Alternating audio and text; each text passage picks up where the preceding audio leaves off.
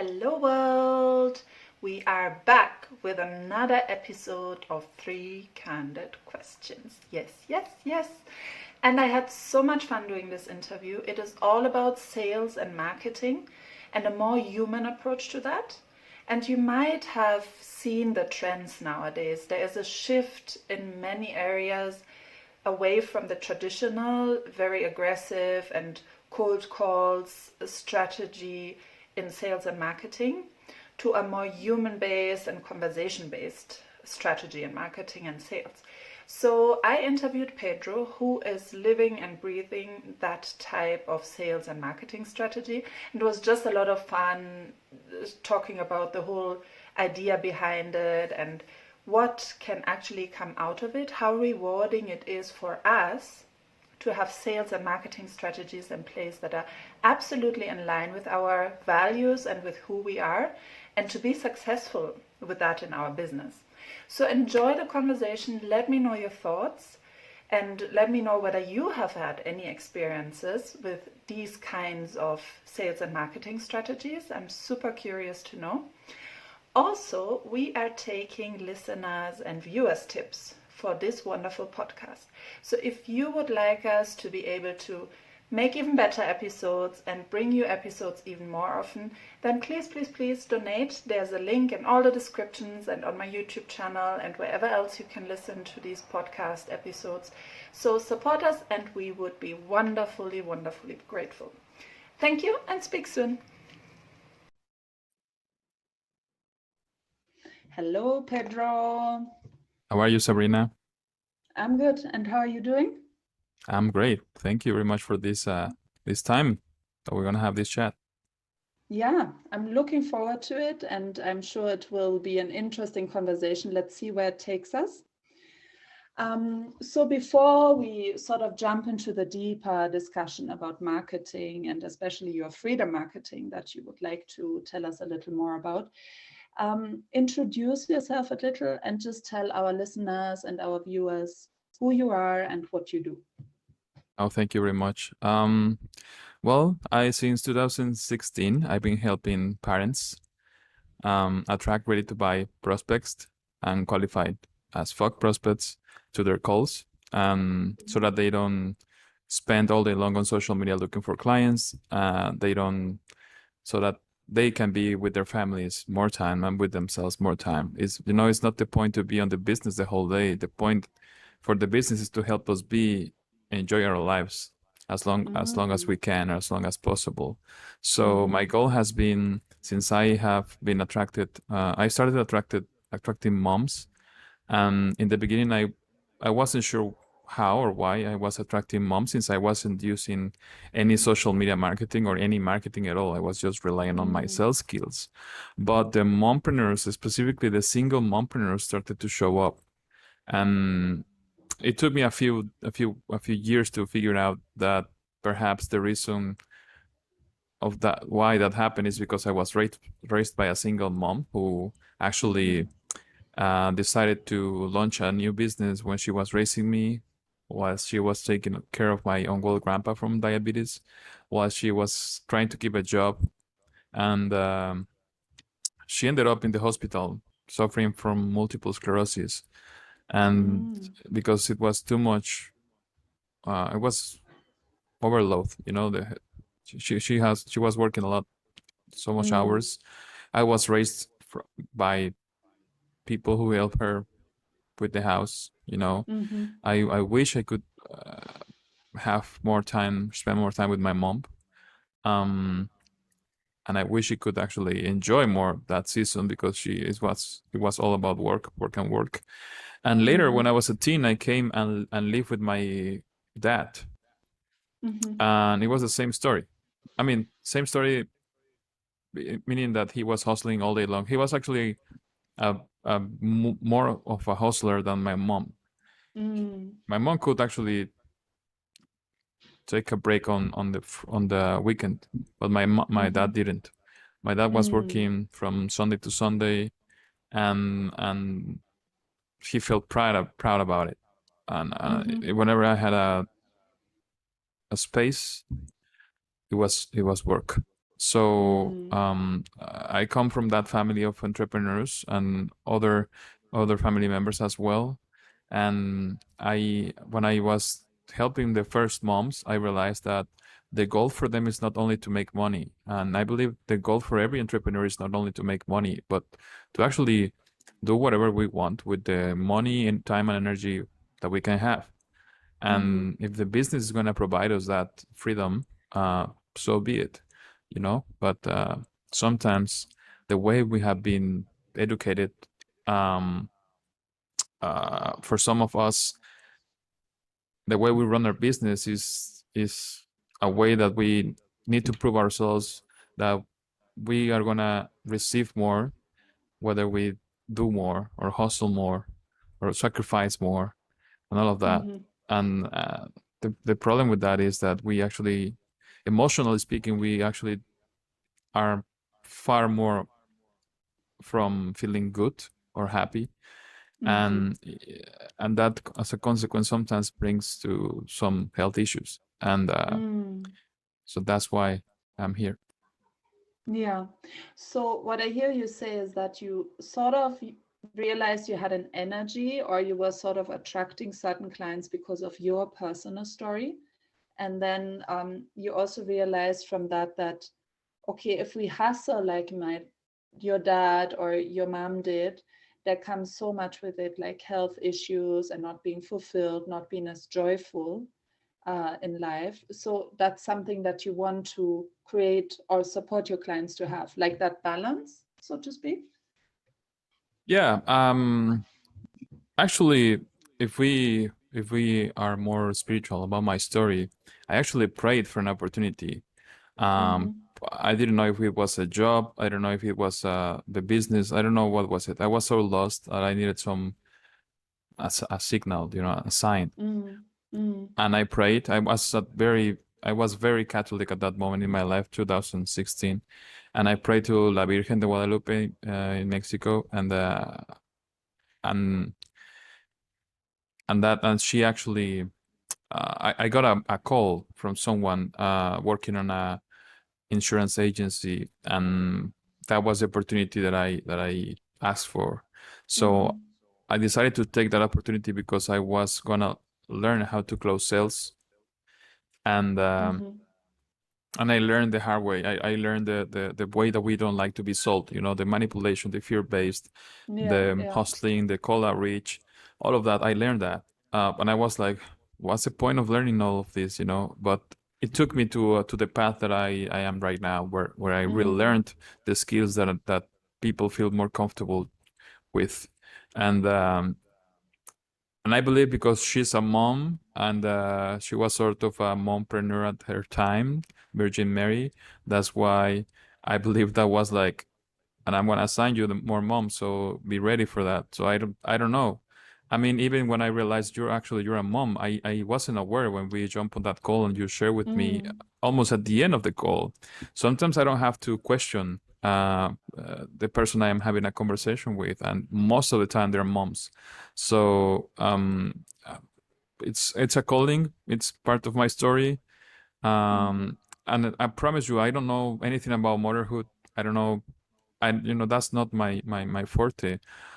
I believe what makes me or makes us be comfortable around each other is that I learned to perhaps listen, to be a friend of my mom, to be at that time when she needed support the most, I believe. Mm. And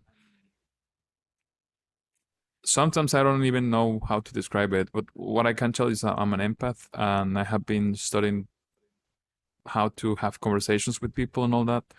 And I believe I can create a safe space for anyone, but specifically for moms, to feel that they can feel supported, they can trust, and they can feel safe in a conversation with me. And then usually that leads us to a client mentor relationship. Mm. And this thing you just mentioned, that's the interesting bit. We are getting into the marketing story now. So that's your foundation as a person and the type of clients you attract. But generally there's this shift that you made from the cold calling, the very hard sales, um, to a more conscious way of marketing. Can you explain the difference, Pedro? Yeah. I don't know about you, but I actually hated the fact that, for example, I'm on a webinar and I Mm, see that the information they're sharing is great, and I'm feeling like, oh my God, if I only had access to that, how my life would be. You know, I see myself having perhaps more freedom, more sales, more money, more travel, whatever that is. mm, Are my desires, everybody's desires. And they tell mm, you something like, if you don't take action today, the price will double up tomorrow. So please, we don't want that for you. So why don't you just, and you make the purchase. And I mm, made the purchase. And I was like, oh my God, thank God I got this for this price and all that. Okay, now I'm gonna hustle. I'm gonna learn everything as soon as I can, you know. And then I just by curiosity, I went to the sales page the next day, and the price was the same. mm, And I was like, man, they don't know what I had to do to have this money to make this purchase. Perhaps I could have waited and been a better state to make an investment, you know. And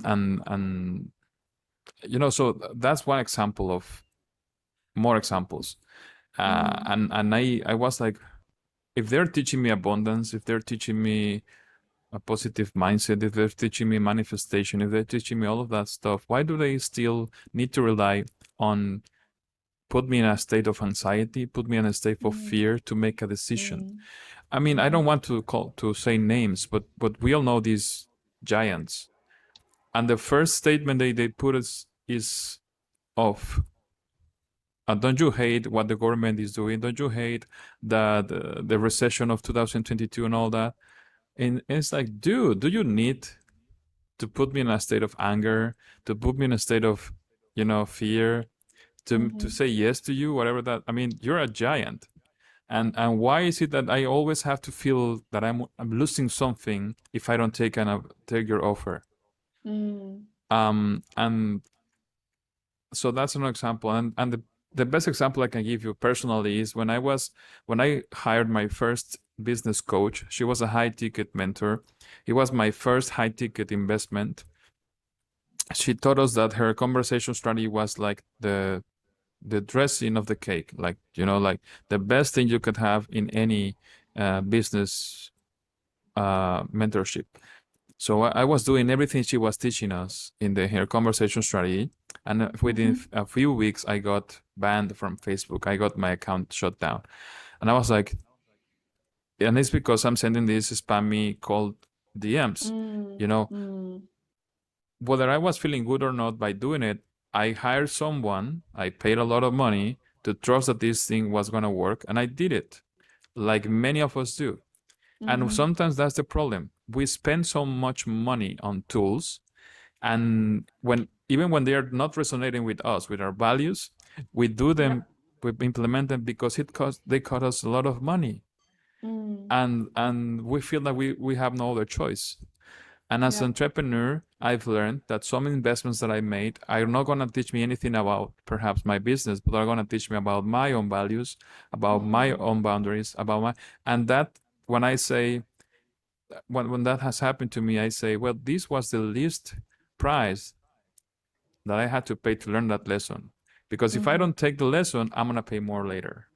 yeah, So it doesn't absolutely. matter how much money how you have spent or invested and you felt like it wasn't a good investment. Well, that was the least, the lowest price you pay for that lesson. That's your choice. Mm, mhm, So um so I got my account lost. I lost my account. But I somehow I was like, but I like the conversations. I like to have an interaction with people. So mm, I kept learning. I did some research and got some other trainings. Um and I started having a different way of having conversations. I jumped on a call with someone. I was looking to publish a new book. She was working for the book that the book company that launched one of these huge gurus, and she was very approachable. And when we were having the conversation, it looks like it was not about my next book. She told me, "Why don't you read this book about negotiations?" which is called Never Split the Difference. And I was like, why is she telling me this? And she said, I don't know. I feel that you might like it. Why don't you read it? Mm. Okay. Mm. I got the book. I read it. I was like, damn, this is it. I was like, wow, man, this is a different approach. They're not using NLP. They're not using manipulation. They're not using, and these things are saving lives. Mm. So the first test was to use these skills in my relationships, in my family. I was Mm. involved in a lot of drama, so these skills came in handy, and I was involved in less discussions once I was applying these techniques. Mm. And then I was like, would this work for my conversations? And I started to implement those skills, some of the skills in the conversations. And I realized that I was having longer conversations with women. They were liking my approach because they actually told me, oh my God, I like the way you approach me. Thank you. You're not pitching me right Mm. away. I Mm. was like, wow, this is something new. They're thanking me for Mm. reaching out. Yeah. And and then I said, well, but this is a business. I need to make some more money. I mean, I cannot be having a conversation all day long. I love it, but this is a business.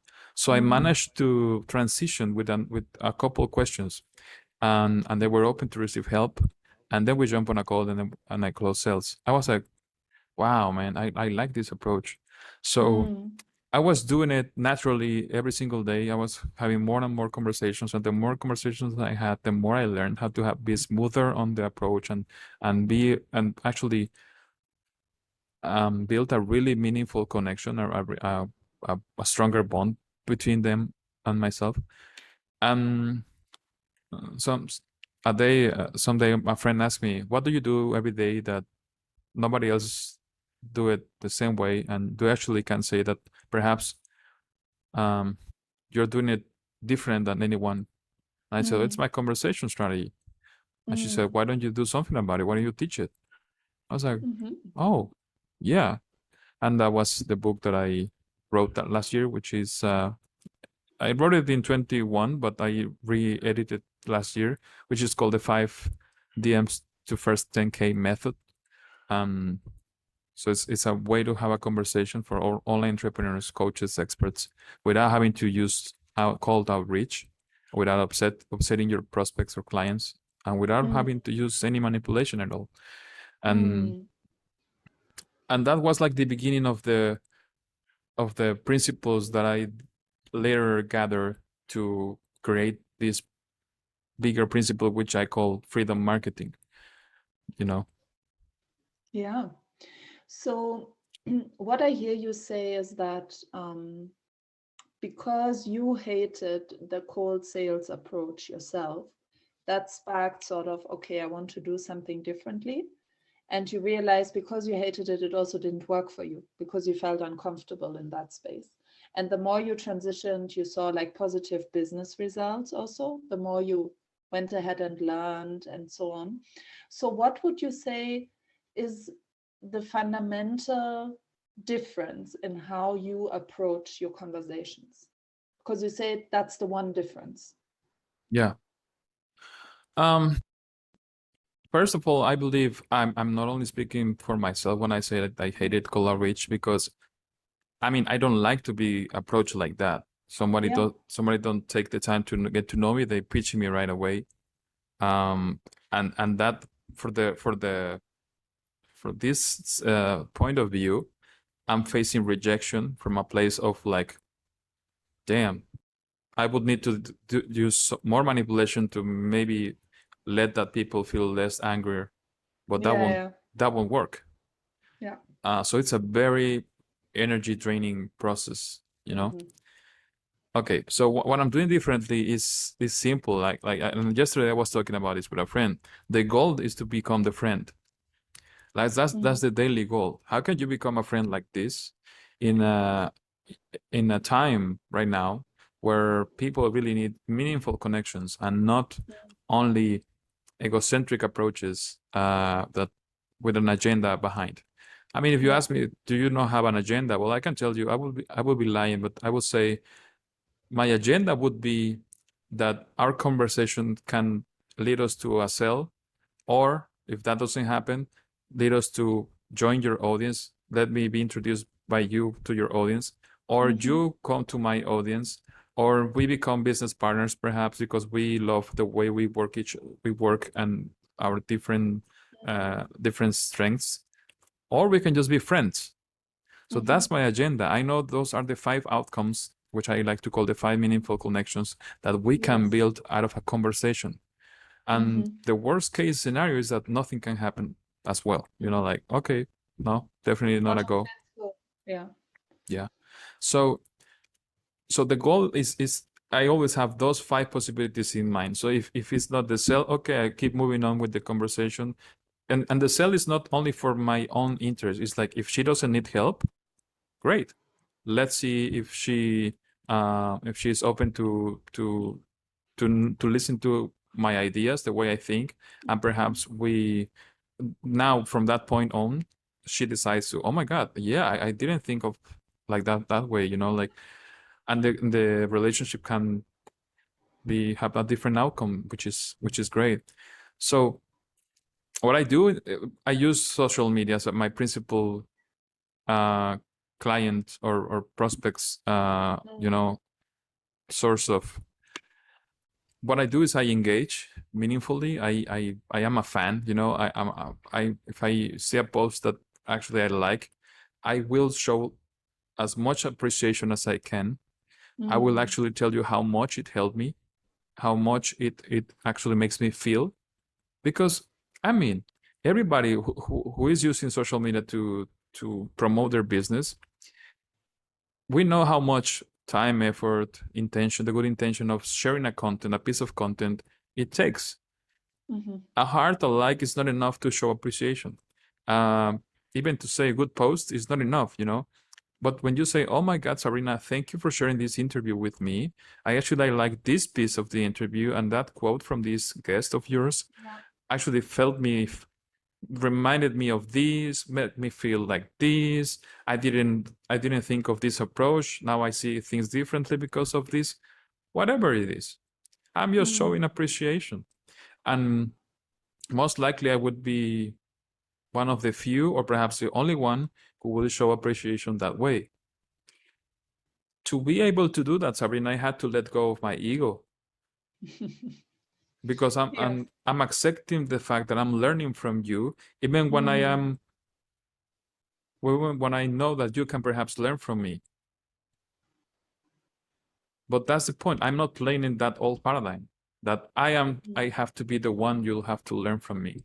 So that brings me to this is something I learned from my first leadership program, the 5 levels of self-awareness. In the beginning, and I believe we all have gone through each one of them, we perhaps every day we go a little bit, we stay in each of the 5 levels. The first level is usually we see life as it sucks, life sucks, and nothing is good about my life anymore right now. There was some stages of perhaps your time or my time, I can't remember them, when I was feeling like that. Everything sucks, everything, the food, the weather, the place where I live in, the people, the job that I have, Everything. the book that I'm reading, or the book that I'm not reading, the show that I'm watching, whatever that is. My girlfriend sucks, everything sucks. Everyone sucks. And then perhaps we get in touch with someone that sees life a little bit differently, with a more positive way, and perhaps now life doesn't suck. But if life doesn't suck, and I'm feeling shitty right now, perhaps I suck. I'm the problem. I'm the one. I suck. I don't like myself. I don't feel comfortable with myself and all that.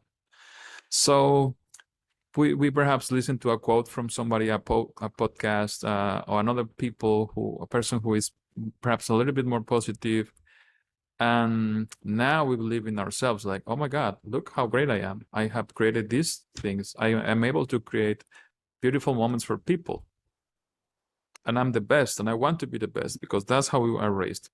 So now I'm great, and everybody is below me. So I'm And the 4th level, that's the 3rd level. The 4th level of self-awareness is, no, you know what? No, everybody's great. So that's why I say everybody's a rock star. Some just don't know it yet. Or perhaps forgot it.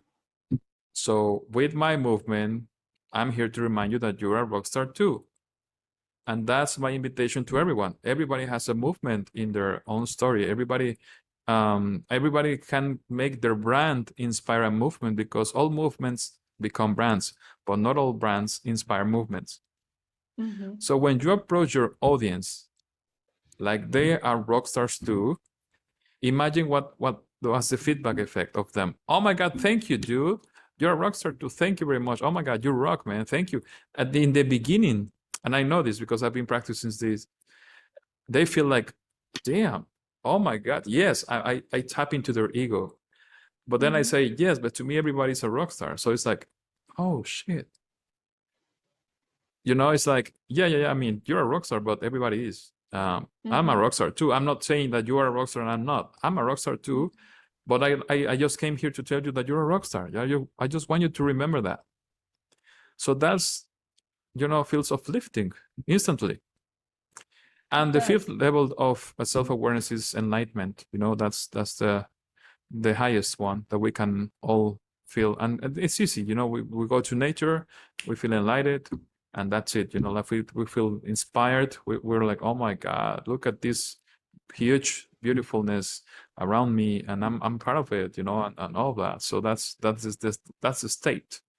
So, but if we are able to live in the fourth state and the fourth to fifth state, that's the sweet spot. So what happens that we are taught that brands, it's all about being the best, all about being number one. So they play at level number 3. I'm the best, you're not. And you should follow me. You should aspire to be like me and not be yourself necessarily. But that's where level 4 comes in, as you say, that we respect that the other is in their own right, or in being their authentic self, is also a rock star. Yeah, because everybody, I mean, you can be a rock star playing pop music. I may not like it, but some other people may feel uplifted by your pop music, or you may play heavy metal music and you are still a rock star. I may resonate with it, I may not. You may be a rock star playing Latin music. There's a story for everyone, and each one have a different story, which is fun. And and we can, everybody with our own self-beliefs or disbeliefs, we can inspire a new movement, or a movement that actually makes other people remember who they really are. That's the whole goal. I believe that everybody has in their story, there is a possibility for everyone. So your own story is somebody else's possibility to keep moving forward. Yeah.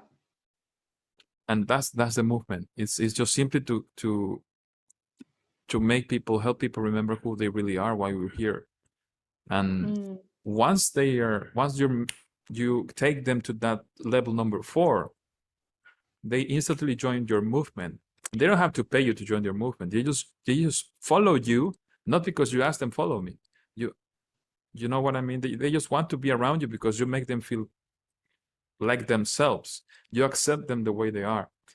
And then, yeah, no. And just a question on that, because I think that's a very crucial point.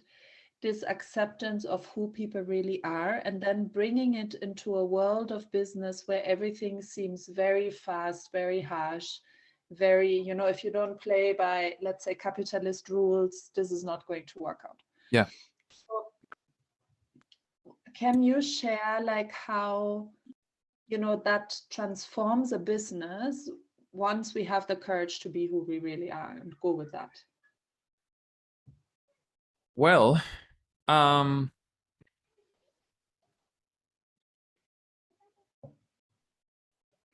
did a lot of inner work to actually accept myself as who I am, to be comfortable with myself. I encourage everyone to do inner work. I mean, and whatever they want to do, I'm not here to say which one is best. I can tell you what I did. But people like you, for example, coaches, help people remember who they really are. So I got my own coaches, I got my help, I got my mentors who helped me with that. what happens was, for example, and I knew that was just the beginning. I wasn't aware of this like like how I am aware right now, but I was working with a coach 2020, and I said, you know what?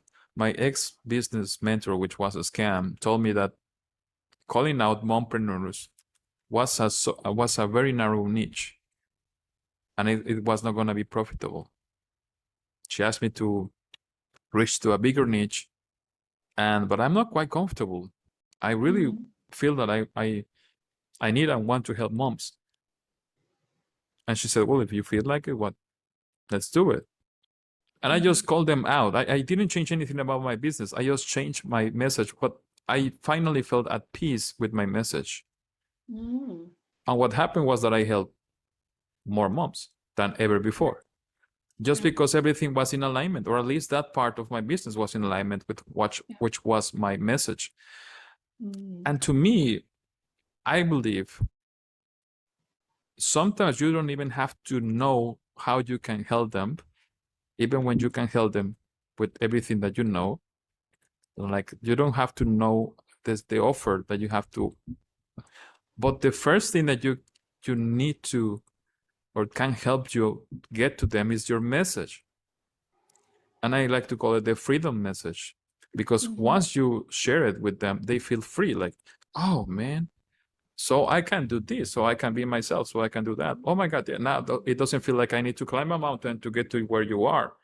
It feels like I can just reach it with my arms, and it's a horizontal thing. It's not a possibility, and not just like a dream that you feel you can never achieve.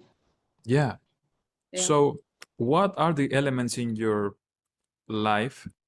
What are your beliefs? What are your disbeliefs? I always share my disbeliefs and beliefs. Like, I don't believe in freebies anymore.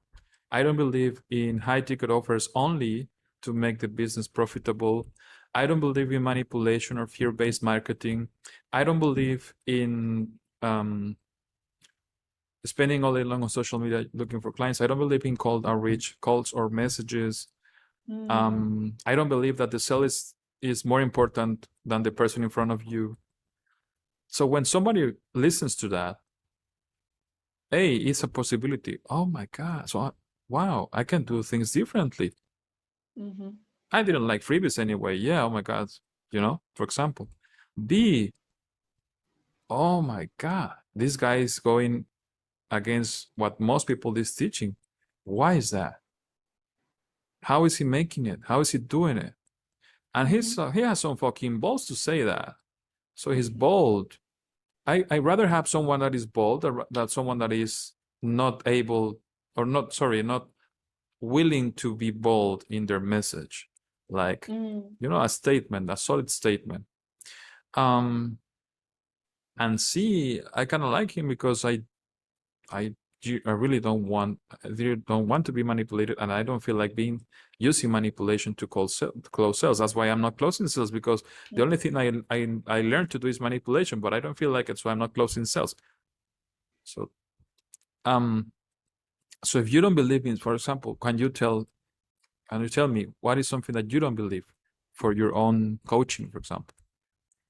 Yeah, it is actually that cold outreach in that sense. I also believe in real connection, because that's what my business is absolutely based on the real human connection. And, in my coaching, it's all about unshackling the authentic self of people so that they can live their dream, that they can live exactly the life they want and win in all areas, not just in one. There's always this belief, as you shared in the beginning, that, okay, if I want to have a successful business, I compromise on time with my family, or I compromise on my health because I'll be burned out. It doesn't have to be that way. And, if people like us, if we do things differently and other people see that, then it becomes, as you say, a movement. So I agree with you. It's very important to be clear on, okay, this is my no-go zone, and that's my highest value that I want to live by in my business, in my life. Whatever it is, it's all connected. Yeah. So, and that's something we need to say quite often, because I agree with the part that we learn by repetition and by emotion. Yes, I agree with that. So the more we say about this, what you don't believe in anymore, like I don't believe in getting born out, sacrificing my family for my work and all that. As simple as that is, instantly creates a connection with your people. It creates like this bonding. Oh my God, thank you, Sabrina. Oh, I needed to No, hear it I from know it's someone else. possible. Yeah, yeah, that's true. That is very true. And it creates a mindset of abundance as to opposed to scarcity. Often the world operates on scarcity, Yeah. but a mindset of abundance, like there is the possibility to do it my way. Something clicks and then things start rolling. Of course, we don't say it's easy, but and we have to keep going and, as you say, do the inner work. But there's doors open when you are yourself. I can give you an example when you say that it's not easy. Sometimes I say, if you want fast results, like I make a sale quickly, I'm not your coach because you can learn manipulation, fear-based, and you will make sales quickly. Mm. But will you make an impact with that sale? So if you want to wait to create a bond with and relationship with your clients and then make the sale a possibility or make them have you in their audience, make you have them in your audience to really help your audience or be friends with them or be business partners with them, come join me. I show you how it is. But you need to be patient because it's a self-growth journey as well. As you get accustomed to this paradigm and shift your business to this way of communicating with your audience and all that. And we have ups and lows, in the online, as entrepreneurs. And we sometimes believe we see the this half of the water of the glass empty and we don't see the glass, Yeah, the half is full. yeah. Yeah. And I was like, because this year I decided to go full blast on this new way, this new business model. I changed my whole business model. I changed my whole messaging. I changed everything, because I believe in this. I saw it. I became a student of someone who actually didn't use manipulation to teach me all this stuff, and I like it. So I see, yes, it's possible. So I was like, oh my God, but I want to manifest more money, or I want to manifest this and that, and that hasn't happening, all that. And suddenly I receive a sale in my email. And the important thing was not the money of the sale, was the number, the receipt, the number of the receipt. And I got, because that this year I have been using that system, and it's kind of like the measurement of sales in this year. And I hit 70 plus sales. And I was like, damn, I never hit that in the past, man. And I can say that none of those sales came with manipulation. None of those sales came with using cold outreach or using fear-based tactics or spending all day long on social. All of these beliefs that I have, it's the translation, is the number. I know it's not a numbers game, but I gave myself like the proof, like, dude, keep doing it. I mean, just keep doing it. You're gonna teach more people to do it. And this was the first year that I actually started using an offer that is not a high ticket offer, but a low ticket offer. And the impact is there. Now I'm impacting way more people because I was like, okay, that's something I can celebrate, and so I encourage everyone that I know that we have our lows and our highs. But if you have these new beliefs or your beliefs, find some signs that give you evidence that your beliefs are the way to go, because there's an outcome. I mean, and the outcome should, I mean, not should, but the first outcome that you can look up is how you feel about it. If you're feeling good about your values, if you're feeling good about your beliefs, you're in the best path. But if you hire a coach, a mentor, whatever that is, business, life, everything, and something inside of you doesn't feel good by following their advice and so on, it's okay. You don't have to follow their advice. Nor you have to cancel all of their advice, because for some reason they are in front of you, and they are your mirrors, and they are also showing you the possibilities of not being like them or being like them, or some of the parts that you can learn from them are in alignment with yourself. And perhaps the things that are not in alignment with yourself is because somehow, some way, you also have it in you. So I believe it's the, like one of my favorite mentors says, feeling good is the point and the path. So whatever you're doing makes you feel good, keep doing it. And the results will come. Yeah. And I think that's an important message, because as I was listening to you, I was thinking some people might hear this and say like, okay, yeah, just for the sake of transforming and using a different way of marketing and sales, why should I do that? But it's all about the fact that if you use a different approach, an approach that is in line with your values, your beliefs, and who you really want to be, then that will have such a tremendous ripple effect in your own life and how you generally feel, and also for other people. Because as you say, if someone is approached in a positive way, how they remember you, how they remember the work they did after interacting with you, will be very different from a cold message that puts you off from the beginning. So, this whole positivity spreading can really make a difference in the long run in society at large. Yeah, and I love how you said it, because somebody in my audience engaged with one of my posts last week, I believe. She said, she finished her comment saying, helping one person at a time. And I said to her, I have good news for you.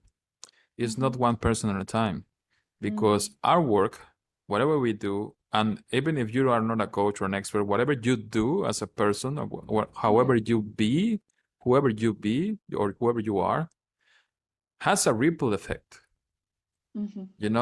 Because first I say, well, now the effect of my post is in you. Your comment is read by many people who is engaging in my post, and they're going to realize that as well. And then perhaps you feel better. You come back to your life feeling better. That's something different from the way you used to operate. And people who are living around you knows it. And they instantly feel you represent the possibility of feeling better. And they will do the same. So that's a fucking ripple effect. I learned that recently because I was feeling like that. Oh my God, sometimes I feel like I'm just helping one person at a time. No, dude. We're helping. I mean, you cannot even imagine how many people we're helping just by showing up. Tremendous. Yeah. And many people might not even engage in what you do. They might just be watching. Yeah. And get their own sort of transformational thoughts, let me put it that way. Whatever small thing it is that they gain, the value they get, that already might make a difference. I am with you on that one. There was a time actually, one of my favorite Facebook covers photos was about the movements. Was the first time I released that as an official thing that I was doing or teaching.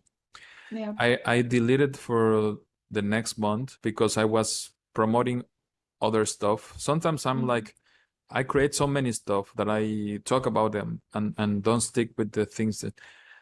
So nobody told me anything about the movement thing during the month that I have the picture there. I jump on calls later the next month. I was promoting something different, and somebody told me, oh my God, I'm sorry I never engaged with your content, but I believe I have a movement. And that word now is in my vocabulary because of you. And I don't want to create a brand. I want to launch a movement about that. I was, oh my God. I felt so relieved about that. And I observe my people in my audience, and they're using the word movement. Some of them are not my students. They say, this is not a brand, this is a movement, and I'm gonna help you do this. And I'm like, okay, I like that. And some people are saying in their to their audience, you're a rock star, you know that. And I'm like, oh my God, it never happened when I was using my personal brand, because I was that approach was make me be so egocentric. Now that I'm people-centric, that's the ripple effect. So part of the movement is the words that you need to select to make people, help them feel uplifted, and to take them to the fourth state. And once you select those words for you and repeat them, and with their stories, with the context that you share, with the beliefs and disbeliefs and all those elements, people start to tell their own story about how they can become the possibility for someone else. Mm.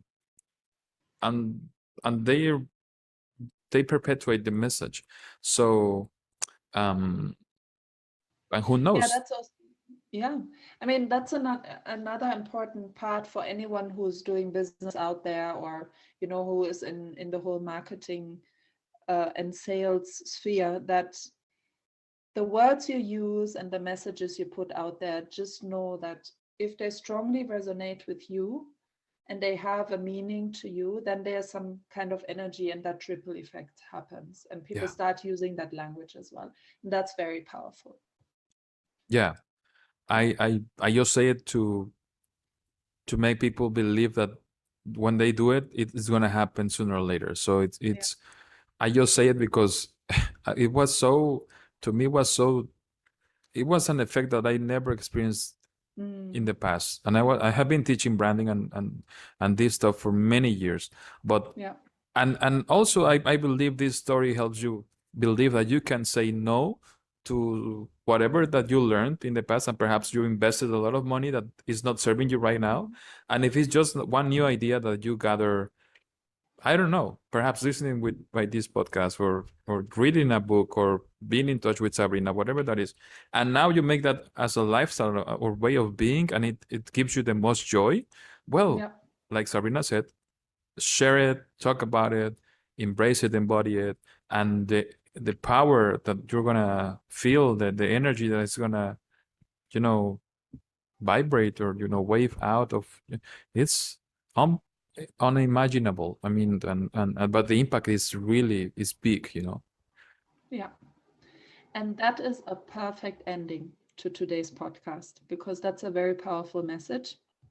So thank you so much, Pedro, for being here and for sharing your really your vision for how marketing and sales should be in the future.